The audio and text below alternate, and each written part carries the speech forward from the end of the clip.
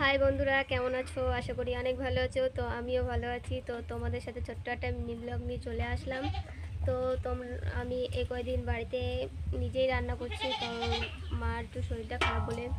তো চলো, তোমাদের আজকে কী কী রান্না হয়েছে সেটা আমি অবশ্যই দেখাবো। কিন্তু রান্নাটার ভিডিওটা তো করতে পারিনি, কারণ আমি ভিডিওটা ঠিক মতন করতে পারি না, কারণ আমার ক্যামেরা ধরার মতনও কোনো লোক নেই। তো চলো, তোমাদেরকে কী কী রান্না হয়েছে অবশ্যই দেখাবো। দেখো, চলে এসেছি।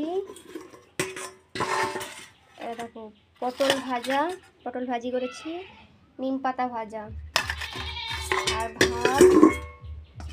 আর এদিকে হচ্ছে শাকের ঝোল, ডিম সিদ্ধ দুটো ভাতে দিয়ে দিয়েছি আমি আর মা খাবো বলে।